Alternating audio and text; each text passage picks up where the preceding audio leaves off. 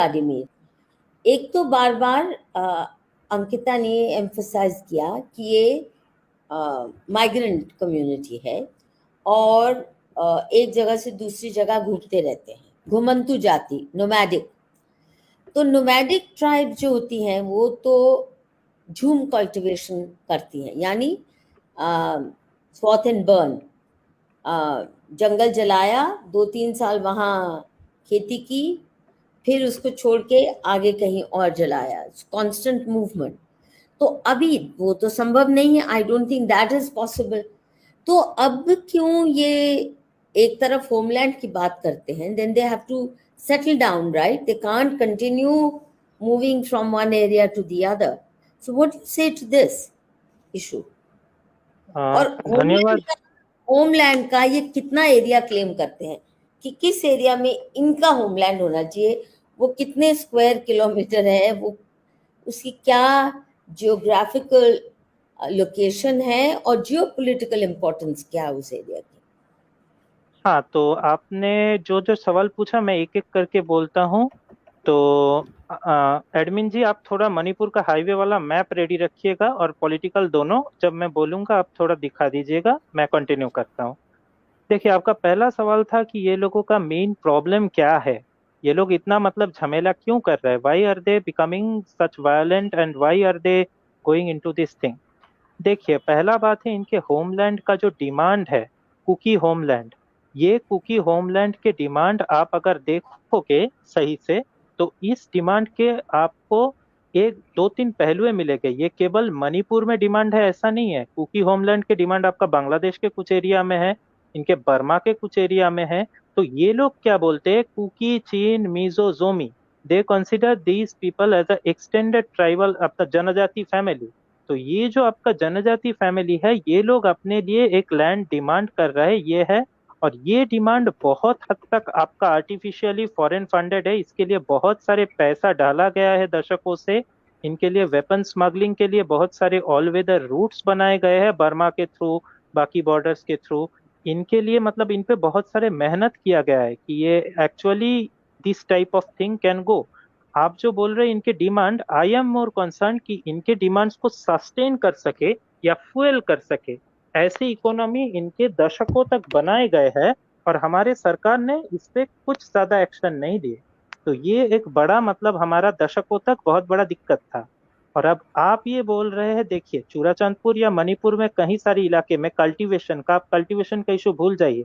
जहाँ पे अच्छे अच्छे कल्टीवेबल लैंड था, बहुत अच्छे मिर्ची उगते थे, बहुत अच्छे अदरक उगते थे, वो सब भूमि ये लोग ऐसे बर्बाद किए ओपियम उगा उगा के। मतलब मेरे कंजर्वेटिव एस्टीमेट में मेरे जितने जान पहचान के लोग काम करते हैं, ये जो आप मणिपुर का देख रहे हैं, इम्फाल एरिया जो बीच का है, समझ लीजिए वहां पे लगभग मणिपुर का 10% एरिया। और 10% एरिया मतलब 10% कल्टीवेबल है ऐसा नहीं है, इसमें लोकतक वोकतक कई सारे इलाके हैं जहाँ पे आप मतलब फसल उगा नहीं सकते। ये आपका प्लेन लैंड है जो सबके लिए है, वहां पे कोई भी जमीन खरीद सकता है, रह सकता है। और बाकी जो आपका ये जो 90% हिल एरिया आप देख रहे हो इसको घेरते हुए, ये इनका मतलब बहुत बड़ा स्ट्रेंथ बन गया है कि ये सारे इनको जो हमारे मणिपुर 1960 लैंड एक्ट के हिसाब से दे दिए, तो इसको सो कॉल्ड जनजाति इलाका घोषित कर दिए, लेकिन लिए है सब क्रिश्चियन लोग। तो ये है, यहाँ पे माउंटेन एरिया में कुकी लोगों का डिमांड है कि हमारे जो ये मणिपुर का ईस्टर्न पार्ट है, ये जो आपके बॉर्डर एरियाज है जहाँ से आपके साउथ ईस्ट एशिया खुलता है, और ये जो चूड़ाचांदपुर के नीचे का एरिया है, फेराइजोल का एरिया है, ये जो आप देख रहे हो ऐसे चंद्रमा के तरह रिंग लेके, ये इलाके ये लोग डिमांड कर रहे हैं जहाँ पे ये लोग मेजोरिटी में है। और जैसे अंकिता जी बोले, चंदेल और तेंगनुपल में 1993 और 1997 में लोग भयंकर वायलेंस किए। केवल नागा नहीं, पाइते लोगों के साथ, इनके अपने लोगों के साथ भी भयंकर वायलेंस हुआ। वैसे पाइते लोग टेक्निकली कुकी, लेकिन फिर भी एक और भयंकर वायलेंस हुआ। तो इनके डिमांड जियोपॉलिटिकली क्या है, इसके पहले मैं थोड़ा और पॉइंट्स आपको बोल देता हूँ। खेतीबाड़ी के बदले का कोई पॉइंट ही नहीं है, ये लोग ओपियम ट्रेडिंग को फुल्ली अपना चुके हैं। 14 से 16 हजार एकड़ estimated by conservative estimate Manipur में ओपियम की खेती होते हैं। और ये जो ओपियम की खेती होते हैं, इसमें से आपका market cap is going to be multiple hundreds of crores at the very least, अगर रॉ ओपियम लेवल ही आप बस समझे तो इस लेवल का आपका कल्टीवेशन होता है। तो इसके चक्कर में आप अगर चूड़ाचांदपुर जाओगे, जगह बदल गया है। मणिपुर में 9 महीना बारिश होता है पर वहां पे पानी का क्राइसिस है। जो इनके नदी है वहां पे, माता नदी या ये सब, वो आप देखोगे 2008 से 16-17 तक एकदम पूरा नदी से नाला बन गया है। ये लोग पूरा एकदम बर्बाद कर दिए पूरा रिजर्व फॉरेस्ट। और क्रिश्चियनिटी नॉर्थ ईस्ट में इंट्रोड्यूस करने का ये एक बहुत बड़ा रीजन है कि प्रकृति पूजकों को प्रकृति से हटाओ। ये फिर से केवल मणिपुर का नहीं है, आप कहीं भी नॉर्थ ईस्ट में जाइए, जैसे मेघालय में आप जाइए, माउफलांग या ये सब इलाके में, वहां पे आप जंगल देखोगे, वो एकदम मतलब दिव्य जंगल लगता था। मतलब ऐसा लगता, बोल वहां पे नियम था कि आपके जो देवताओं के जंगल है, जैसे उसका लाबासा, ऐसे लेपर्ड गॉड, ऐसे बहुत सारे देवता होते थे, वहां से एक पत्ती तक आपको वापस लेने का अनुमति नहीं था। तो हम्म। ऐसे सिचुएशन में ये इनको बदल के, ताकि रिसोर्सेस एक्सप्लॉइट किया जाए, दैट इज द रीजन कि क्रिश्चियनिटी को एक टूल बना के यहाँ पे ये लोग भरपूर डाल दिए। और इसके बाद आप देखिए थोड़ा आगे अगर बढ़े हम लोग, तो इसका ये जो ये लोगों का होमलैंड का डिमांड है, ये पूरा एक आर्टिफिशियली डिमांड है, जिसपे इनके पुराना जो कुकी के ये जो सेंटिमेंट्स है कि सारे हमारे जनजाति फैमिली एक अलग लैंड में रहेंगे, इसको फैन किया गया है फॉरेन इंटरफियरेंस से। इसको पैसा पहुंचाया गया है और चर्च से इन लोगों को आर्टिफिशियली कोएलिशन बनाया गया है। ये ऐसा मत सोचिए कि Kuki Chin Mizozomi without that binding force of the church ये ज्यादा देर स्टेबल रहेंगे। नो, ये लोग भी अपने आप में बीच में लड़ाई करेंगे। तो चर्च का एक बहुत बड़ा रोल होता है कि ऐसे कोएलिशंस, सेमी स्टेबल कोएलिशंस तैयार करके रखना और इनको टारगेट करना। हाँ, ये जो आप लेटर दिखा रहे हैं एडविन जी, ये वही कैप्टन हार्वी का ऑर्डर था जिसका मैं बोल रहा था 1931 में, कि हम्म। कुकी लोगों को फायर आर्म्स ना दिया जाए। तो इसके बाद वाले पिक्चर अगर आप दिखाएंगे तो उसपे वो पुराना 1968 के वो जो हमारे सरकार का महान कार्य था इलीगल इमिग्रेंट्स को बसाने का, वो भी देखा जाएगा। तो इसके बाद आप मधु जी, इनका जो डिमांड्स मेन आता है कि ये चिट्ठी फिर क्या है, इसका जरा बता दीजिए, इलीगल माइग्रेंट्स वाला। हाँ, ये जो इलीगल इमिग्रेंट्स वाला है, इस पे आपको साफ दिखा जा रहा है कि यहाँ के जो गवर्नर ऑफ मणिपुर है वो साफ बोल रहे हैं कि बहुत हद तक 1960s से कुकी लोग घुस रहे। तो ये जो 1960s से कुकी लोग घुस रहे हैं, ये विषय लेके इन्होंने कंप्लेन की है कि ऐसे लोग घुस रहे हैं, बहुत नंबर्स बढ़ रहा है, इनसे क्या किया जाए। तो सरकार इस विषय से इंडिसाइसिव था और इनको बोल रहे हैं कि इनको बाहर मत भेजो और इनको यहीं रहने दो। ये है सार संक्षेप में। आप अगर इसको थोड़ा पढ़ोगे डिटेल में तो यही है इनके डॉक्यूमेंट्स। तो इसके बाद मैं थोड़ा और आपका जियो पॉलिटिक्स के सवाल पे आता हूँ। आप थोड़ा मैप दिखाइएगा फिर से। जियो पॉलिटिक्स में इंडिया का करंट पॉलिसी है एक्ट ईस्ट, लुक ईस्ट केवल नहीं, act east, south east Asia खोलना। उसके हिसाब से मणिपुर का एक बहुत बड़ा रोल है कि मणिपुर के थ्रू आपके कहीं सारे कॉरिडोर्स खुलते हैं साउथ ईस्ट एशिया में, कहीं सारे आपको सीज पोर्ट्स के एक्सेस मिलते हैं, और कहीं सारे जगह आप जा सकते हैं थ्रू रोडवेज इंटरनली। तो ये जो आपके पास बर्मा के माउंटेन पासेस है जहाँ से आप डिफरेंट इलाके में घुस सकते हो, ये कॉरिडोर को, यहाँ पे अगर कुकी लोगों को अपना होमलैंड मिल जाए तो ये जगह आप लोग कट ऑफ हो जाओगे पूरा एकदम। क्योंकि कुकी होमलैंड, याद रखिएगा, ये लोग बांग्लादेश का भी कुछ कुछ हिस्सा लेते हैं, बर्मा का भी कुछ कुछ हिस्सा लेते हैं। मिजोरम तो इनके मतलब लिटरली भ्राता ही है, क्योंकि मिजोरम का भी एक रवैया है। हाँ, तो ये जियोपॉलिटिकल इंपॉर्टेंस है कि ये अगर लिया जाए तो हमारा बहुत हद तक लुक ईस्ट पॉलिसी बैठ जाएगा। वो तो वैसे ही बैठ चुका है, क्योंकि जिस परिमाण टेररिज्म और ये लोग जिस परिमाण हथियार मतलब इकट्ठा कर चुके हैं, the amount of logistics and supplies ये लोग जैसे इकट्ठा कर चुके हैं। और एक और बात है, आप मधु जी बाद में कभी पूछिएगा जरूर अंकिता जी से या मुझसे, सू, ये जो सस्पेंशन ऑफ ऑपरेशन है, इसके वजह से जितना आर्मी का हाथ बांध दिया गया है, अभी तो 4-5 साल आप बड़ा स्केल डेवलपमेंट उस लेवल में कर ही नहीं सकते। तो आपके सवाल का यही मतलब है कि इसका बहुत नहीं बड़ा नहीं, जियोपॉलिटिकल है। मैं पूछने ही वाली थी, ये सस्पेंशन ऑफ ऑपरेशन की कहानी बोल दीजिए और फिर अंकिता भी ऐड कर लेंगी उसमें। हाँ हाँ जरूर। ये जो सू है, सस्पेंशन ऑफ ऑपरेशन, ये 2008 साल में साइन किया गया था। इस पे आपके 24 आतंकवादी ग्रुप थे, दोनों अम्ब्रेला कॉरपोरेशंस के नाम पे। और आपके एमएचए थे सेंट्रल गवर्नमेंट, और आपके मणिपुर स्टेट गवर्नमेंट थे। तीन पार्टी थे। तो ये लोग मिलके साइन किए कि इसके 5 मेजर कंडीशंस थे।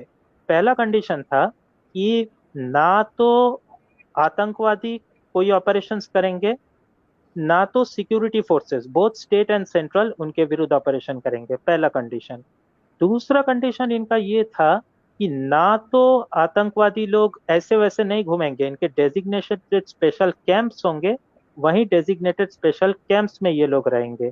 तीसरा कंडीशन था, स्ट्रिक्टली स्पेसिफिकली लिखा गया था कि कोई एट्रोसिटी या एक्सटॉर्शन नहीं करेंगे, वो करेंगे तो ये नल एंड वॉइड हो जाएगा।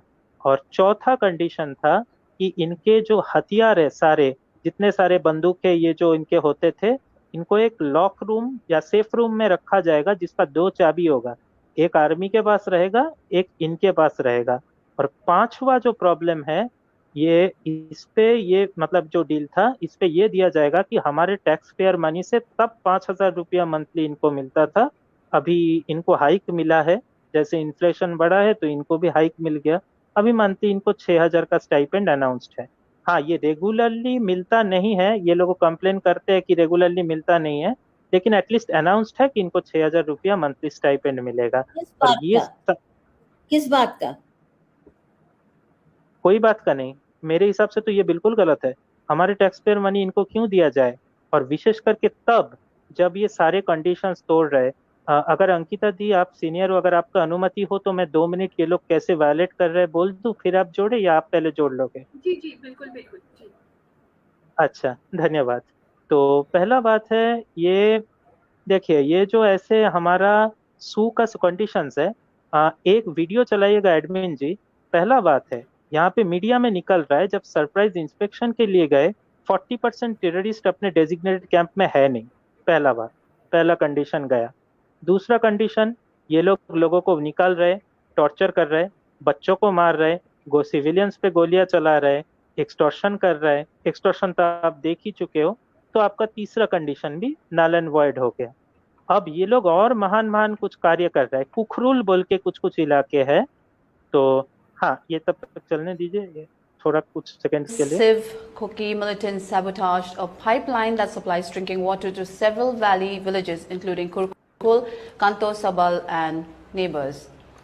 Kurkul Gram Panchayat Pradhan Irungbam Shanta said Kuki militants damaged and destroyed water pipes at Kuki village area, where there is a water supply scheme that supplies water to the Meitei villages. With the pipes damaged, water supply has been cut off to Kurkul, Kanto Sabal, and neighboring Meitei villages. Now the people of the villages are facing drinking water shortage, he added. This act of sabotage was carried out by the Kuki militants amid apprehension and fear of the villages in the area that may come under attack. Further, the Pradhan said. The Pradhan stressed that with the water supply cut off, relief camps in the surrounding areas are also facing shortage of water. धन्यवाद। अब आगे आते हैं। ये जो आपका ऐसे था, ये लोग क्राइम्स भी कर रहे हैं। आप हाईवे का मैप अगर देखोगे, नहीं सरप्राइज चेक छोड़ दीजिए, वीडियो अभी आगे बढ़ते हैं। तो ये जो आगे हमारा देखिए, ये जो हाईवे का मैप्स है, वहां पे आपका एक ऊपर से हाईवे आते हुए दिखेगा NH2, सेनापति कांगोपी डिस्ट्रिक्ट होके जो आपका इम्फाल में घुसता है। वो NH2 सबसे अच्छा लाइफ लाइन है इनका। तो ये जो लाइफ लाइन है, इसको ये मिलिटेंट्स लोग ब्लॉक करके रखे हुए हैं, और ये मिलिटेंट्स को सिविलियंस का भरपूर सपोर्ट मिला है। इस पे बहुत सारे वीडियोस आया है कि सिविलियंस इनको विलेज गार्ड के नाम पे एक्चुअली सोफिस्टिकेटेड हथियार के साथ बैठने दे रहा है। ये जो आपके NH2 है, थोड़ा बड़ा कीजिएगा एक बार एडमिन जी। ये जो NH2 है, ये बहुत ही क्रिटिकल लाइफ लाइन है, यहाँ से ज्यादातर सप्लाई आता है, इसको रोक के बैठे हुए हैं। और इसके वजह से मणिपुर में भयंकर क्राइसिस चल रहा है। अभी मानसून आ रहा है, कोई सप्लाईज नहीं, कुछ नहीं।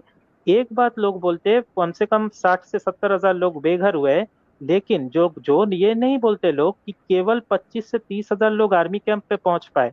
बाकी लोगों का छोटे छोटे विलेजेस में लोग ख्याल रख रहे हैं।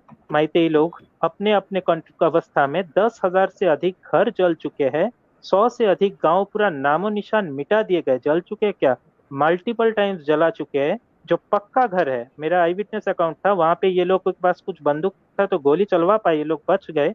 अगले दिन आए, उस रात भर उनपे गोली चलवाए, खुमू जामुआ बोल के मतलब एक चूड़ाचांदपुर के विलेज में। तो ये लोग वहां पे थोड़ा संख्या में भारी थे, तो वहां पे आए, वहां पे गोली चलवाए रात भर, इन पे बम मारे, कुछ नहीं हुआ। फिर उसके बाद अगले दिन, अगर मतलब 3 स्टोरी बिल्डिंग था, नहीं कर पाया, अगले दिन आए जेसीबी लेके वो बिल्डिंग पूरा एकदम तोड़े, तोड़ के तब माने। ये लोग तब छोड़ चुके थे लेकिन फिर भी नहीं माने। तो this is like a स्कॉच्ड earth policy, कि लोग मरे ना मरे, उनको ऐसे बना दो कि उनका कोई इकोनॉमिक वायबिलिटी ना रहे एज अ कम्युनिटी लैंड। अभी अगर शांति भी आ जाए यहाँ पे मणिपुर में, ये लोगों की भूमि बहुत हद तक ये लोग खो चुके हैं, और तो इनकी भूमि का प्राइस और बढ़ जा रहा है, और इतना बढ़ जा रहा है कि इनके पॉपुलेशन अब सस्टेन नहीं कर पाएंगे एग्रीकल्चरल करके, आपका उतना प्राइस होगा ही नहीं। तो this is basically land jihad taken to the next level, एक एथनिक क्लेंजिंग आपका हो रहा है। तो इस विषय पे ये टैक्टिक्स में एक मेजर पार्ट है सेनापति हाईवे ब्लॉक करना, which is an act of war, national highway ये लोग कर रहे हैं। और एक बात है, मैं बाद में, आप पूछिएगा जरूर, द 10 कुकी एमएलएज और मिस्टर हंसिंग का सिविल वार डिक्लेरेशन, वो मैं अभी खिचड़ी नहीं बना रहा हूँ। तो मुद्दा बात यही है कि इसने ये भी वायलेट कर दिया। फोर्थ कंडीशन इनका था हथियार। हथियार तो वहां पे स्ट्रांग रूम में कितना है क्या नहीं है वो तो आप समझ ही सकते हो इसके बाद। और फाइनल कंडीशन जो इनका था कि सू में, कि ये लोग मतलब क्या बोलते हैं कि 6,000 रुपया स्टाइपेंड मिलेगा, वो अभी तक इनका चल रहा है, बस वही कंडीशन है। तो इसके बाद आप सोचिए, ये सू के वजह से बहुत बड़ा इम्पैक्ट पड़ा है कि हमारे आर्मी इनके हिल्स एरिया में ऑपरेशन नहीं कर पा रहे। इनके रियल लाइंस पूरा सिक्योर है बर्मा से। लगातार ग्रुप में 100-150 के ग्रुप में घुसपैठ हो रहा है। लगातार इनके हिल्स में ये लोग फुल विलेज सपोर्ट के सेटल हो रहे हैं, सप्लाई ले रहे हैं, बेसेस ले रहे हैं, वहां पे गैस पावर्ड स्नाइपर, भारी भारी मशीन गन्स, ये सब वेपन लेके फुट हिल्स में फायरिंग कर रहे हैं। हमारे जो जवान मारे गए मतलब वीर गति को प्राप्त हुए, उनको एक स्नाइपर से फायर किया गया था, जो कि मतलब लॉन्ग रेंज से प्रॉपर एम्ड फायरिंग किया गया। और एक और अंकिता जी बोल रहे थे मोरे का। मोरे में अंकिता जी, अगर आप रिसेंट में जाएंगे, आप पहचान नहीं पाएंगे। मोरे को घेर के एक रिंग के तरह इलीगल इमिग्रेंट्स का विलेज बना दिए गए। वो जो ब्रिज है ना आपका, नदी और म्यांमार ब्रिज के पास, वहां पे। और ये योलदाम मोलदाम, ये जो सारे गांव है, इस पे सारे कॉम्बैट वेटरन्स घुसे। लार्ज नंबर ऑफ ये जो इलीगल इमिग्रेंट्स आ रहे हैं, इसमें से कॉम्बैट वेटरन्स थे। आप जो देख रहे हैं बॉडी आर्मर और ये बंदूक लेके जा रहे हैं, वो खिलौना नहीं है, they know how to fire. ये सारे कॉम्बैट वेटरन्स है जो जुंटा के साथ लड़े थे। फिर उसके बाद वहां से ये आके बैठे। तो इसके बाद भी हमारे टैक्स पेयर मनी लिए जा रहा है, लोग मर रहे हैं और ये कर रहा है। तो ये सू हटाना एक मैतेई लोगों का मेजर डिमांड है। और इस पे सरकार का तो रवैया आप देखे हो, बस बोल रहे हैं कि सू को मानो और कुछ नहीं। थोड़ा धमका क्या के ये बोल रहे हैं सच लेकिन है अंकिता? आर यू सेइंग कि यहाँ पे भी मोदी सरकार पूरी तरह सरेंडर किए? पहले तो ये सोनिया सरकार के समय सू साइन हुआ 2008 में, तो यूपीए की सरकार थी। तो उस वक्त तो समझ आता है कि सोनिया जी और चर्च का बहुत अच्छा प्रेम का रिश्ता था। तो उधर से जो भी चर्च के माध्यम से डिमांड्स आई होंगी, कुकी का हवाला देके या किसी और ट्राइब का हवाला देके, तो वो तो बड़ी आराम से सरकार, भारत सरकार ने मानना ही था, क्योंकि उस समय सोनिया जी का राज था। परंतु अब जब मोदी सरकार है पिछले 9 वर्षों से, तो तब भी ये सू के साथ यही रवैया अपनाया जा रहा है क्या? हाँ, जी, तो इसके